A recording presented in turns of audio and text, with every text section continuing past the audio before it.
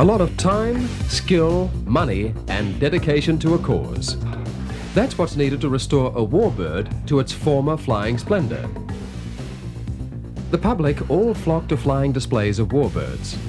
Is it the historical interest or a romantic attraction to these great birds of a past era which causes grown men to stand, lost in admiration, in front of conglomerations of fabric and metal wherever they're displayed? To fly in a warbird is a dream, often unfulfilled, but ever present. Without even being able to name the aircraft type, small boys inherit this excitement and hero worship of anything connected with the noisy presence of airborne warbirds, or the ghostly grace of static specimens of yesteryear. After the end of the Second World War, aircraft were being scrapped by the hundreds, regarded as useless tools of war in a time of peace, only serving to remind people of the sadness of war and the losses incurred. Authorities believed they'd be far better off melted down to create peacetime machines. However, this lack of foresight by our forefathers, who caused so many of these historical machines to be destroyed, is now questioned by aircraft buffs and historians alike. The last decade has seen an upsurge in the restoration of military aircraft to flying status, which we now present to you as Australian Warbirds.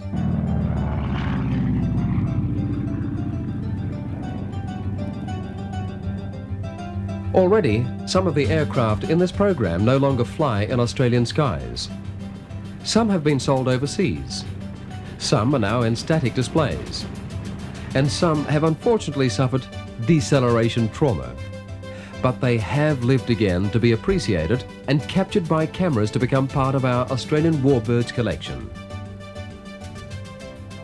On the 3rd of February 1987, 50 years to the day after it had crashed in northern Tasmania, the RAAF Museum at Point Cook unveiled a new acquisition, a Hawker Demon two-seat bomber restored to pristine condition. This wasn't to be a flying exhibit, but a static display. However, a second aircraft is being restored to flying status. Replacing Wappets, a total of 64 Demons entered service with the RAAF from 1935, being replaced by Wirraways in 1940.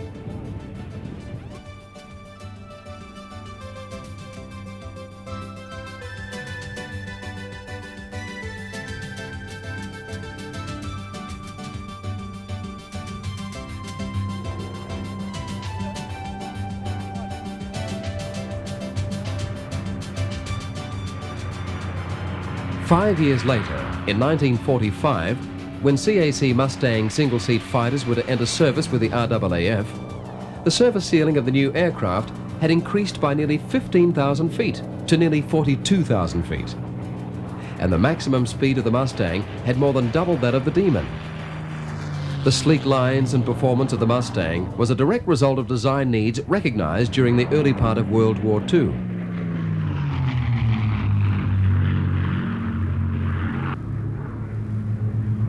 Few Australian Mustangs saw active war service until the early stages of the Korean War, but by this time they were beginning to be replaced by Meteor jets, until by 1959 they'd all left service.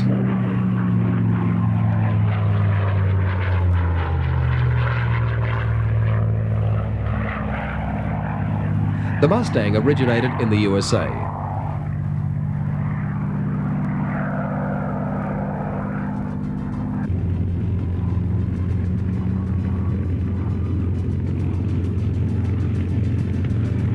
Its counterpart in Britain was the Supermarine Spitfire.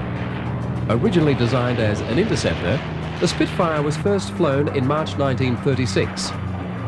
Before World War II had ended, it had developed through 24 marks and many more variations, mostly in the role of a single-seat fighter.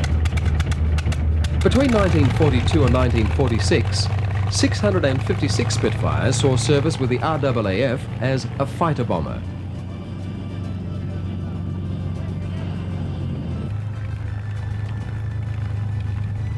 Easter 1986 at Mangalore saw the first public flight in Victoria for Coldplay Spitfire, and the fans weren't disappointed.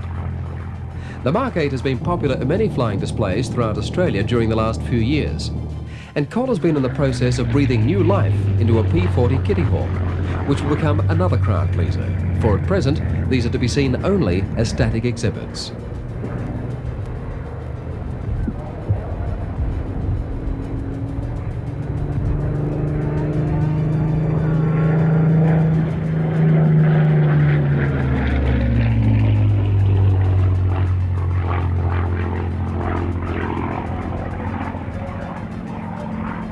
Trainer aircraft have always played a major role in military aviation history, often performing roles for which they were never designed. One of these trainers was the T-6 Texan, or as it's better known, the Harvard. Designed and built by North American Aviation, it became one of the most popular trainers ever.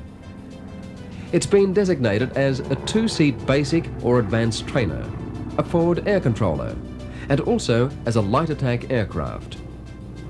The Harvard was used by the armies, navies and air forces of over 54 countries.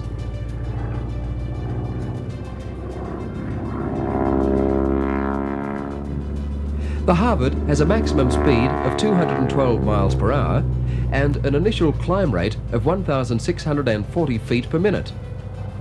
Its service ceiling is nearly 25,000 feet and it has a range of 870 miles.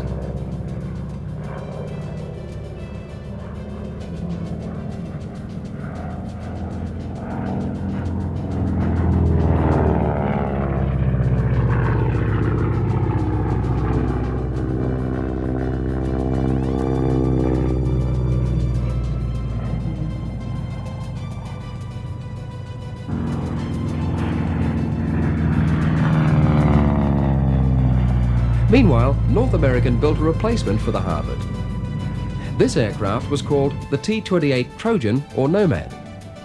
It was used as a modern high-performance trainer in the United States Air Force and Navy. Later in its career, it became known as an armed counter-insurgent aircraft and was used extensively in South Vietnam.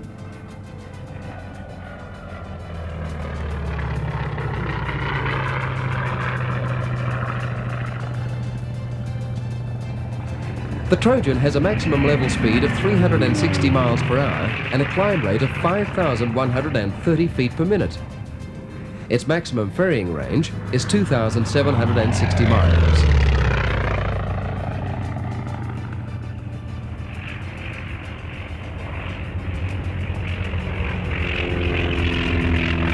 Used by the Royal Moroccan Air Force and many South and Central American Air Forces, the Trojan served very well in the attack role during a coup attempted in the Philippines in 1989.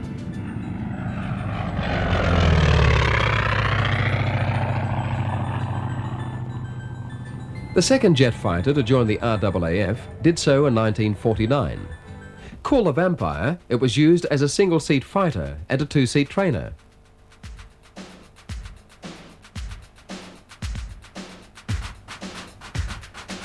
A 190 Vampires flew under RAAF charge. They replaced Meteors and were in turn replaced by the Saber in the fighter role and the Macchi MB326 in the trainer role. The Vampire had a climb rate of 4,500 feet per minute and a service ceiling of 40,000 feet. However, its speed was only 538 miles per hour, just 100 miles per hour faster than the piston-engine Mustang's maximum speed, and its range was just 787 miles.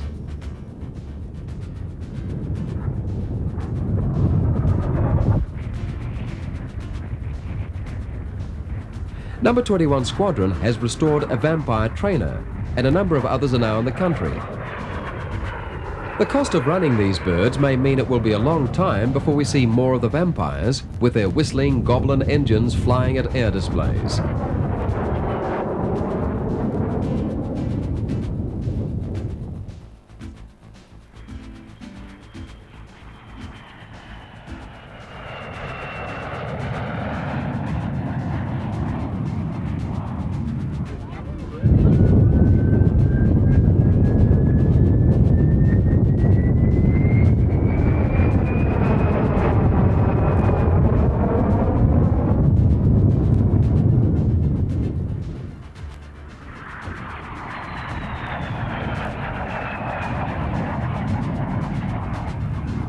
Designed by North American Aviation, the F-86 Saber came to Australia and was modified by the Commonwealth Aircraft Corporation to emerge as the Avon Saber.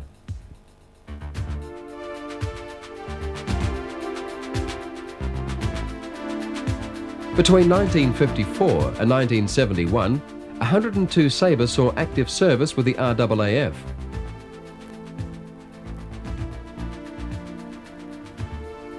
Number 983 Avon Saber, built at CAC in Victoria, began service life in 1957. Following the introduction of the Mirage in 1964, Sabres were gradually phased out. And the 983 was one of 16 Sabres supplied to Malaysia on a foreign aid program back in 1970, where she flew until 1976 in the colours of the Royal Malaysian Air Force.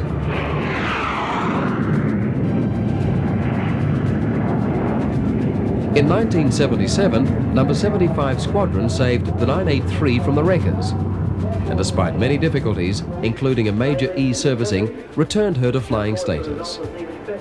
She was handed back to the RAAF, dismantled, and flown back to Australia in a C-130 Hercules to become a fully serviceable aircraft used in many air displays.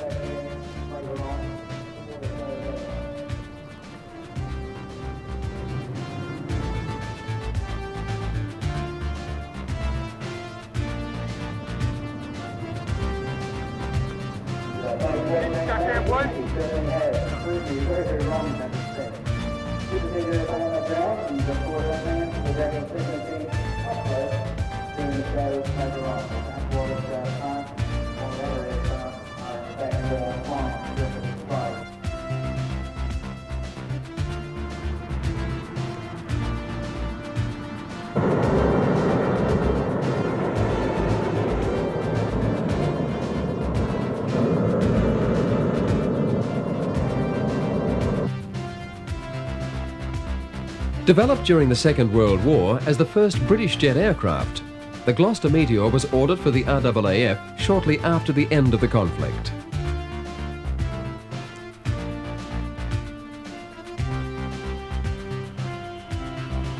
During the Korean War, 6 T-7 and 93 F-8 models were flown in support of the United Nations operations in the ground attack role.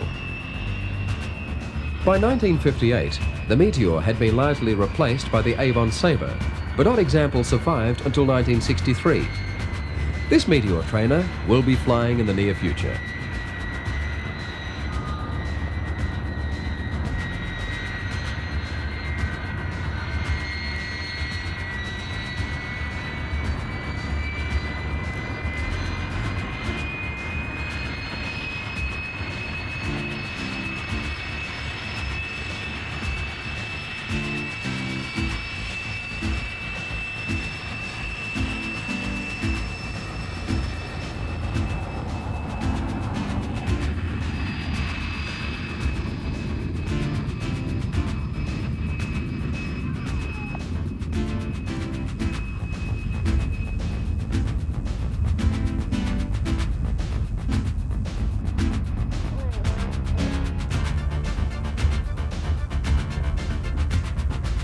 The Lockheed Hudson was designated as a 5-seat medium bomber.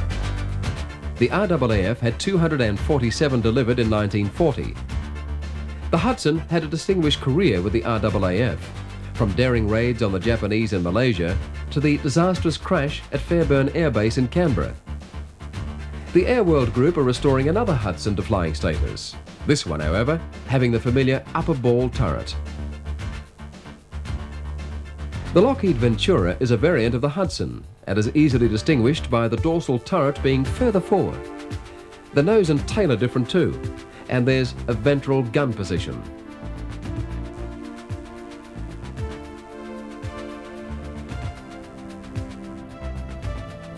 "75 Venturas were acquired on a Lend-Lease program in 1943, and they survived until 1948, when they were put up for disposal, with the exception of 2, which remained in service until 1953.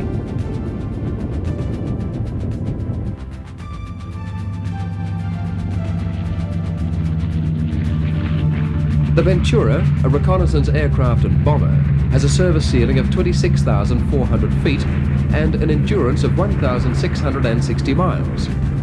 A far cry from the Lockheed Orion now used.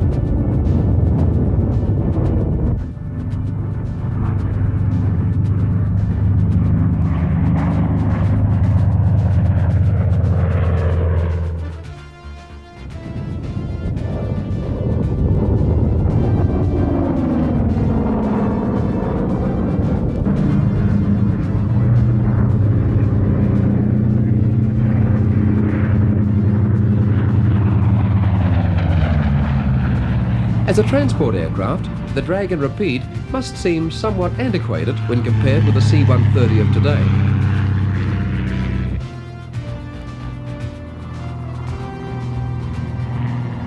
But in 1935, the RAAF acquired 7, which were used until 1944.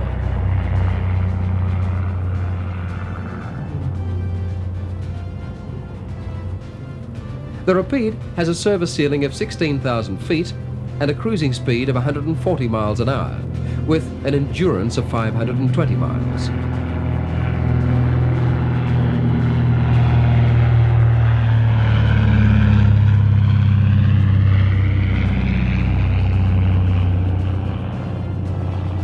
There were only 3 stagger wings in the RAAF, and they were all impressed aircraft. Entering service in 1941, the 3 Beech 17s were used as 4-seat communications aircraft until they left in 1947.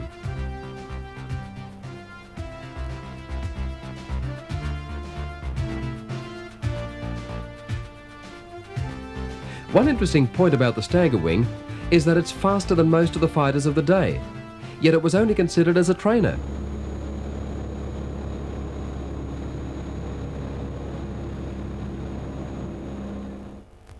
This aircraft was involved in a bad crash in 1988. However, Joe Drake's stagger wing will fly again.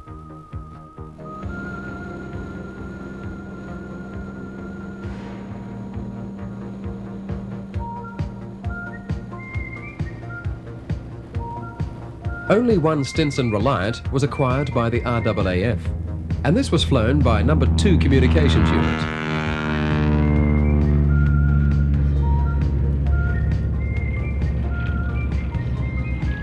Prior to going into RAAF service, the Reliant was owned by the Vacuum Oil Company of Australia, and today it can be seen in its original livery of the 1936 Vacuum Oil Company.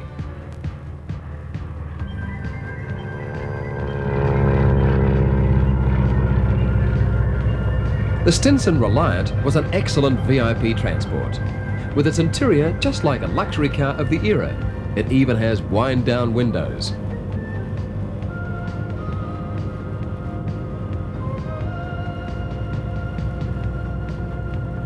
The Reliant has a service ceiling of 14,000 feet, a speed of 153 miles per hour, and its endurance is a modest 810 miles.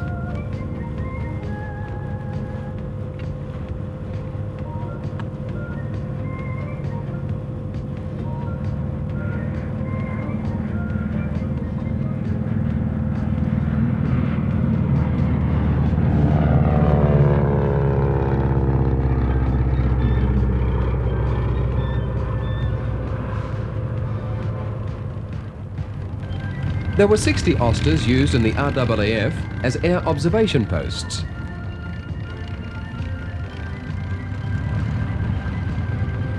These British-built aircraft were based on an American design used for the same purpose. 2 Osters were used during the Antarctic flight of 1953-54 and were reused during the 1955-56 season. They were fitted with skis and floats, and unfortunately, during the last expedition, one was damaged during shipboard travel. However, they proved invaluable as an observation aircraft and a scientific platform in the Antarctic.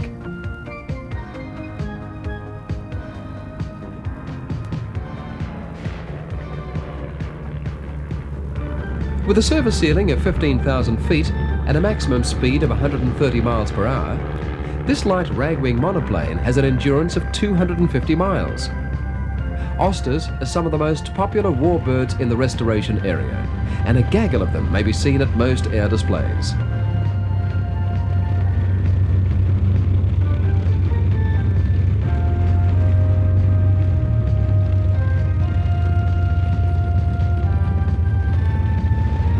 The CAC Wirraway is a two-seat basic trainer and probably the best known in Australia, as we had some 755 units in service.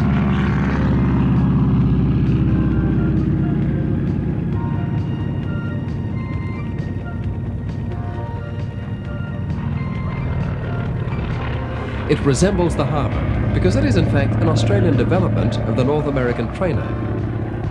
The Wirraway served Australia for 20 years, from 1939 throughout the Second World War era to 1959, before being replaced with the CAC Winjeel.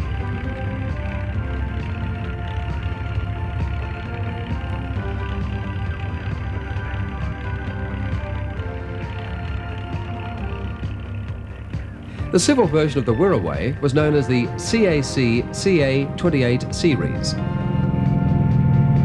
This was used as a single-seat agricultural monoplane. 20 were used in Australia and New Zealand for this work.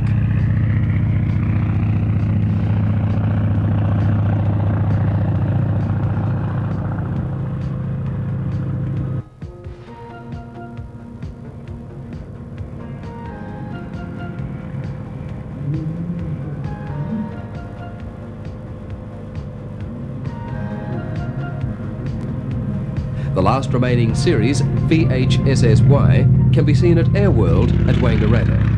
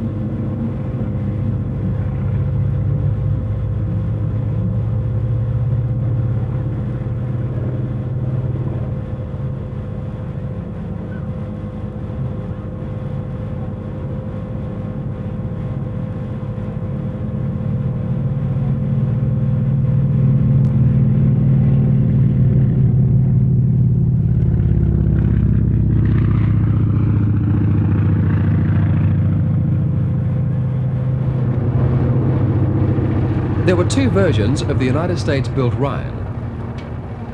The RAAF used 34 two-seat trainers between 1942 and 1945. They had an inline air-cooled engine. However, the Ryan we see today has a radial engine and exposed undercarriage legs. It's the sporting version of the Ryan, put into production in 1934 when the Ryan Company was revived after closing its doors in 1931 due to the effects of the Great Depression. It appears that he has decided not to do away with the construction on the far side of the airfield. He's come in for a landing. So somebody must have warned him about that, and nothing happened. Ryan back in. The successor to both the Wirraway and Tiger Moth trainers was the CAC Winjeel. The RAAF used 64 of these two- or three-seat basic trainers.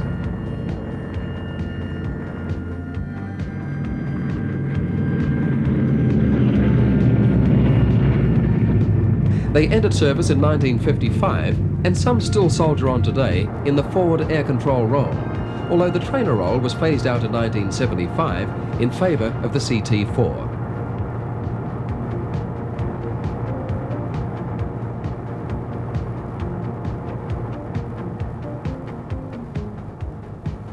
In the design and testing stage of the production of this aircraft, it failed to meet Air Force requirements because it was too stable. It was extremely difficult to induce spin necessary in the training role, and components were altered to allow this instability.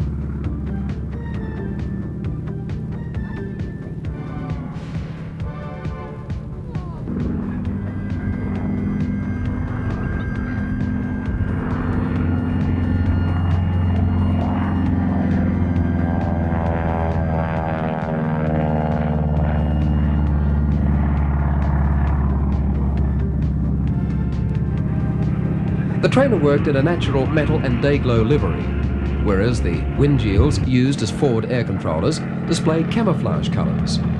Several are held in storage at Williamtown in this FAC livery.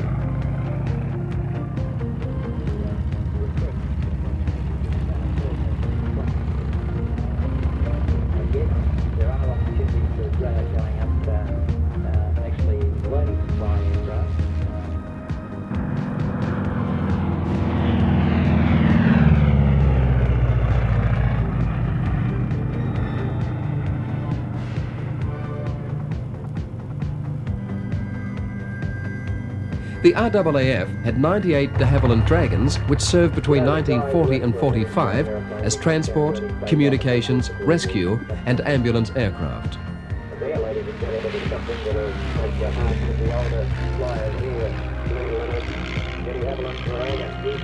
The visual difference between the impressed version and the RAAF version was mainly the larger windows of the military aircraft.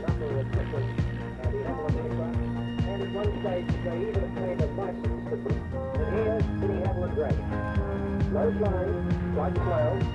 Unfortunately, in the upback, in the bumpy air, in the summertime particularly, quite a bumpy ride for the patient. Inevitably, he had a flat tyre. That doesn't sound a major problem. But when you're as old as the de Havilland Rover, there aren't many spare tyres around.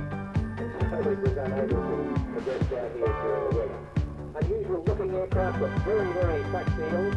It is operates in the upback to take off the short strips, rough strips, front and rear. Another well-known trainer is the de Havilland Tiger Moth, which was known as a two-seat elementary trainer.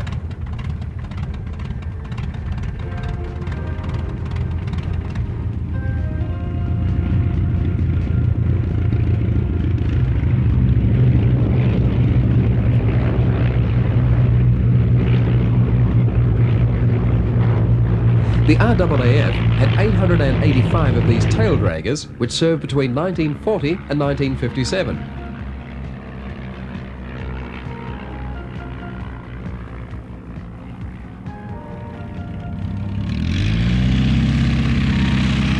These aircraft are one of the most prolific types to be seen at air shows and are still flown in everyday use by the dedicated.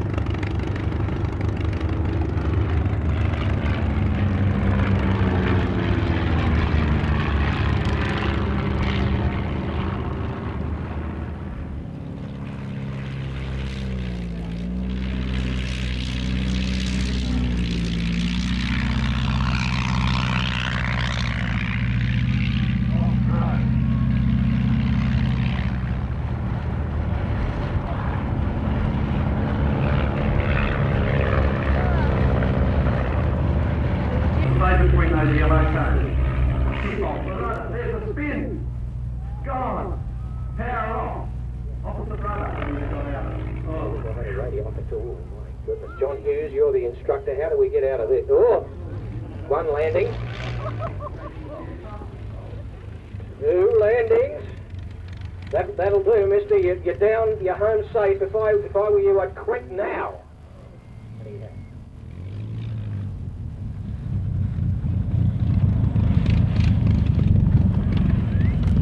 And after all that, Roll, a very good stop. Thank goodness.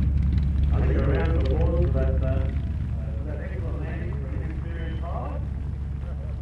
That's quite exciting.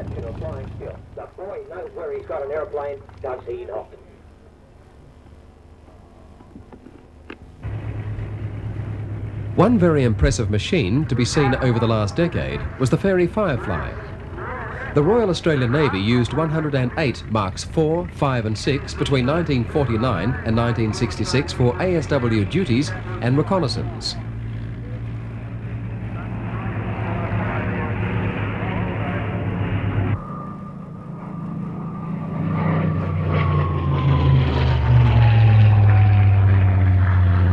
Designed around a Rolls-Royce Griffin power plant, the Firefly first flew in 1941.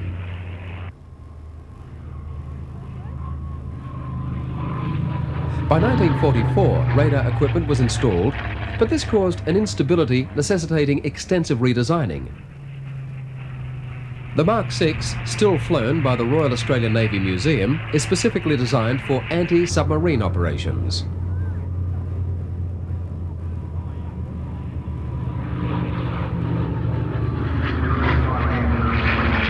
The 420mm cannons were removed for this version. Appropriate receivers and indicators were installed in the cockpit, and sonar buoys were carried in panniers under the wings. The Firefly was gradually replaced from 1955 by the Fairey Gannet.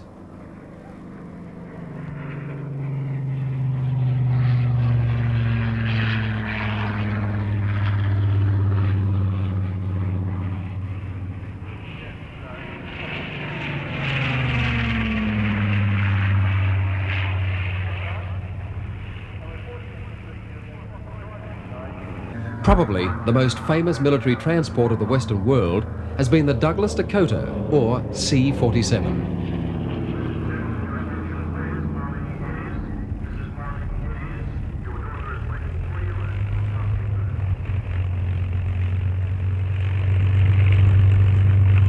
The RAAF had 124 of these machines entering service in 1943.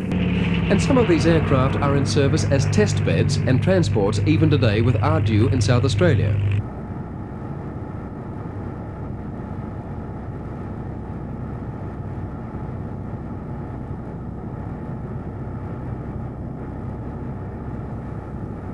The Dakotas were used as a military transport and navigational trainer. The Royal Australian Navy received 4 ex-RAAF aircraft, one of which still flies with a historical flight.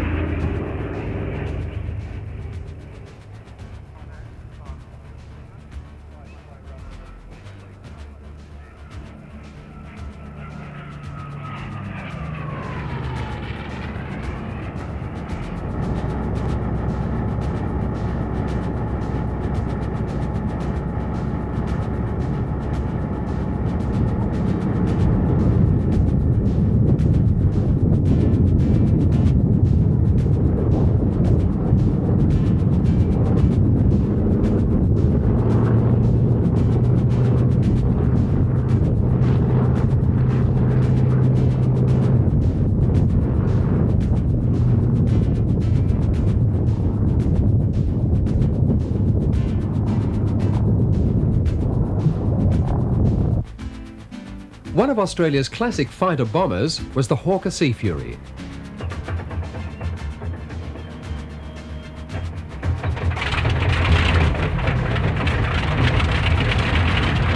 We were privileged to see 2 flying in Australia during the last decade. The Sea Fury went into service with the Royal Australian Navy in 1949, and the Navy flew 101 Sea Furies until they left service in 1963.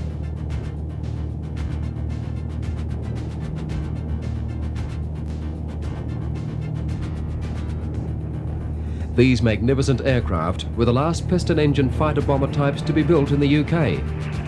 The Sea Furies were used alongside the Fireflies on HMAS Sydney during the Korean conflict.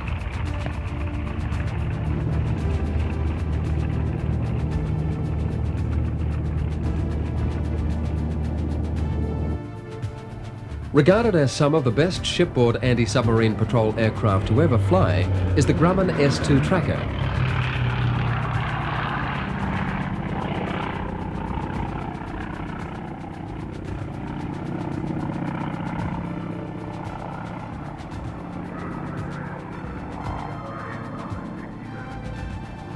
The Royal Australian Navy had a total of 32 trackers from 1967 until the time they left service in 1984.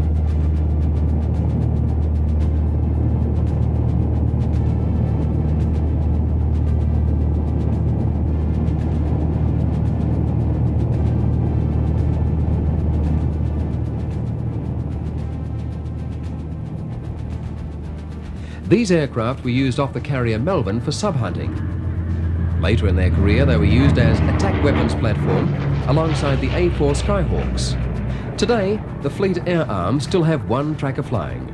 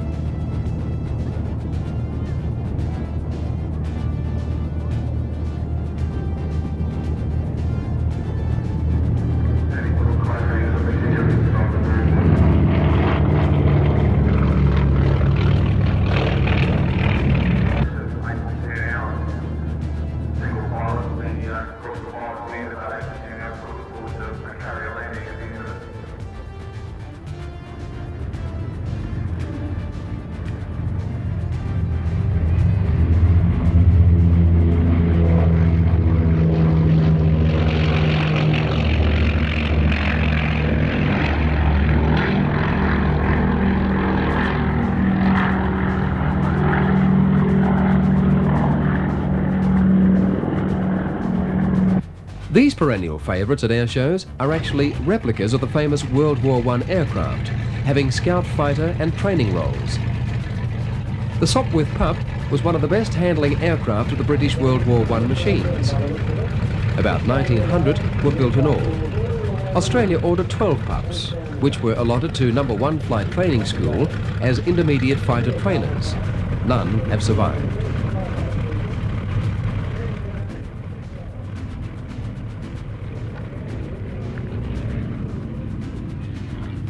Unlike the original, the replica has a steel tube fabric covered fuselage and a derated radial engine rather than an 80 horsepower rotary.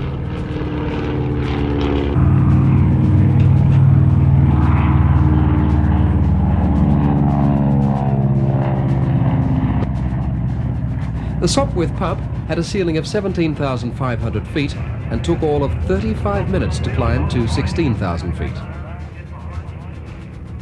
The replica triplane is painted in the colours of the immortal Red Baron. Although famous, the Fokker DR-1 was far from one of the great aircraft of the era. It had a habit of shedding its wings at high speed and was grounded soon after entering service for extensive modifications. Even then, only about 230 of the aircraft were built.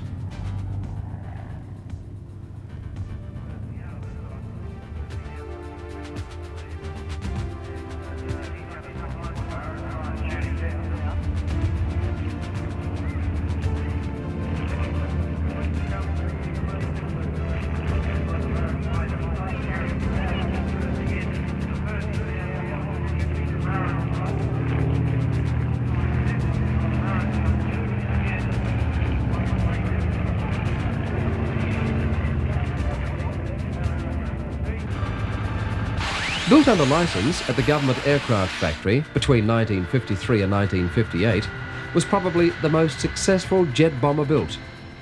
The GAF Canberra, Australia's equivalent to the English Electric B-2.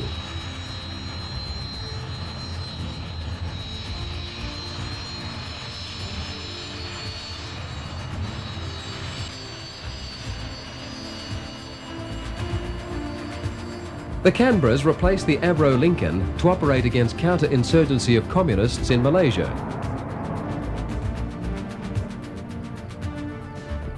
They then spent 4 years in Vietnam, where 8 RAAF Canberras, integrated in the United States Air Force, provided ground support and night attacks directed by radar.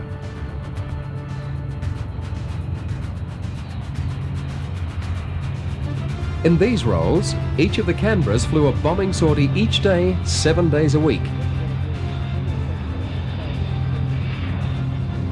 From 1969, the Canberras were eventually replaced by F-4 Phantoms on loan from the United States Air Force due to late delivery of the troubled F-111Cs.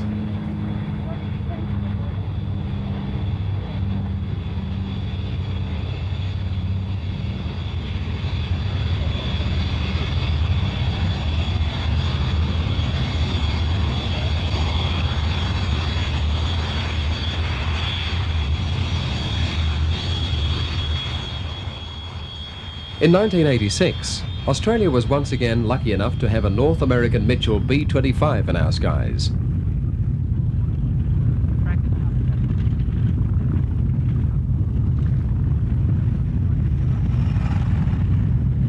From 1942 to 1946, the RAAF had 50 B-25s, and they were used as medium bombers during World War II.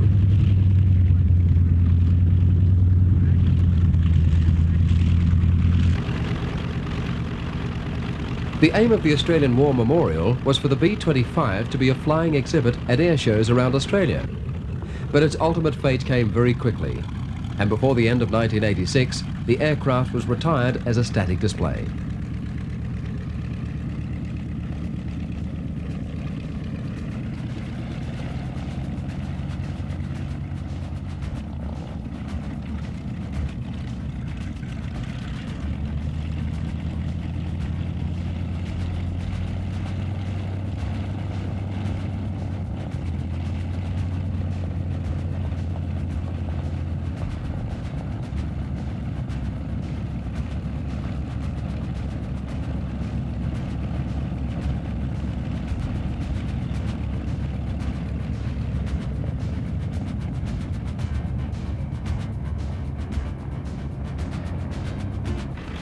Late in 1989, a mining survey company based at Essendon decided to drop an old aircraft from its research arm.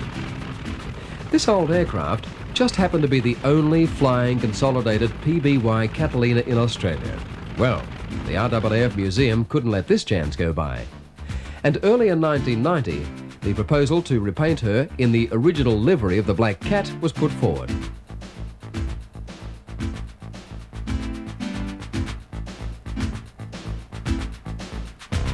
These graceful aircraft were flown with the RAAF from 1940 to 1952.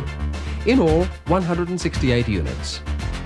Any way you look at it, the 1990s will be good for this particular Catalina.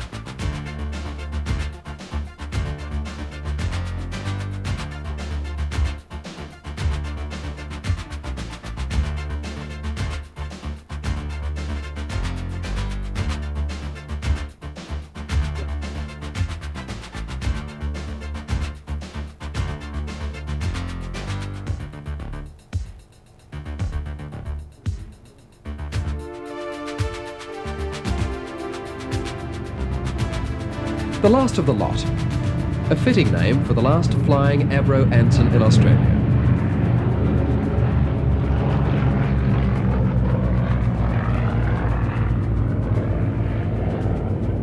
The RAAF had 1,020 of these coastal reconnaissance bombers, and they served from 1937 to 1950. The demise of the Anson was quick. They were built with timber wing spars, and in 1962, the glue in the wing and tail spars was found to be separating, so all the Ansons were grounded.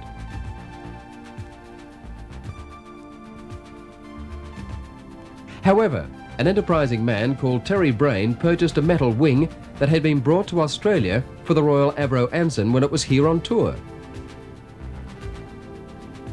And that's why this Avro Anson can truly be called the last of the lot, and may she fly forever.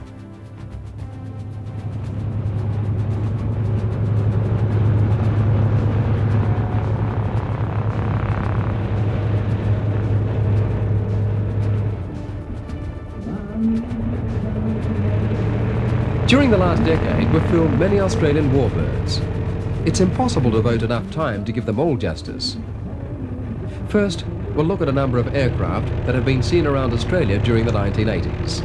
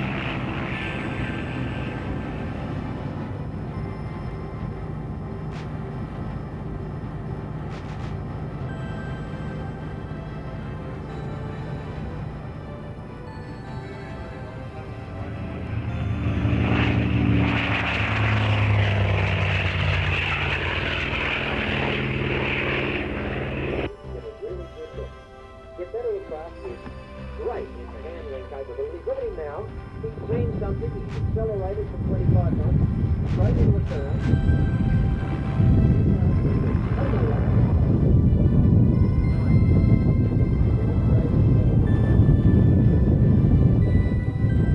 Six-rate turn. The most successful of the early aircraft was the Havilland Aircraft Company in Canada, the HC-1, which took stakes in aerobatic competition, and they probably are here in Australia. But in the United States, being the brute force nation that it is, they've got large engines in them.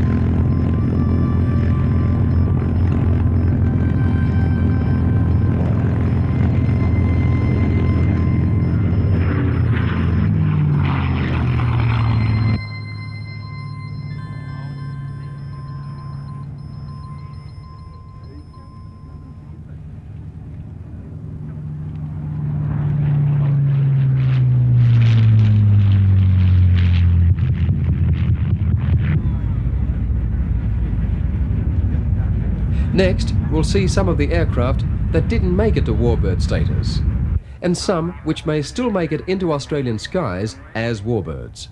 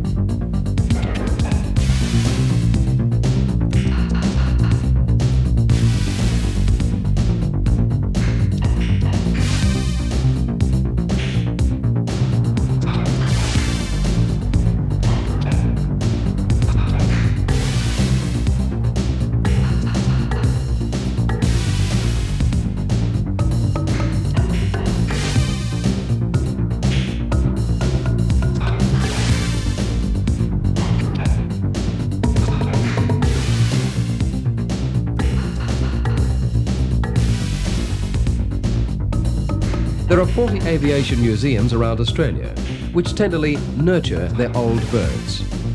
And they're always worth a day's outing. Their members scour the country for new acquisitions, and what the uninitiated person may consider to be a piece of rusty old junk could finish up the prize of a collection.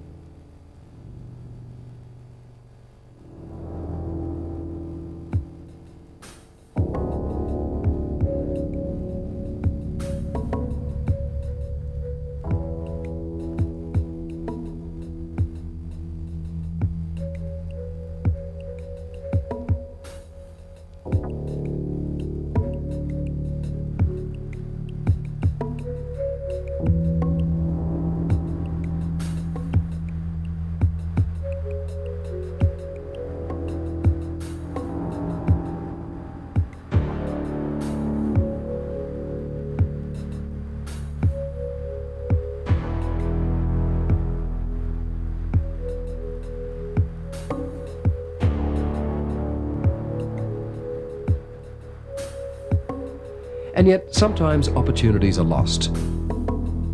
Number 05 Lockheed C-130A was the first Australian Hercules and the first export Hercules from the USA. 05 was the first Royal Australian Air Force Herc to serve her country in Vietnam, and she has a string of other firsts to her number. Since 1978, after being superseded by the C-130Hs, she had sat demurely awaiting a new lease of life. 1990 saw the end of that wait. Australia's most important Hercules, historically speaking, has been denied flight forever. In earlier times, when Australians were not so inclined to preserve their national heritage, other prospective warbirds have been given a similar fate.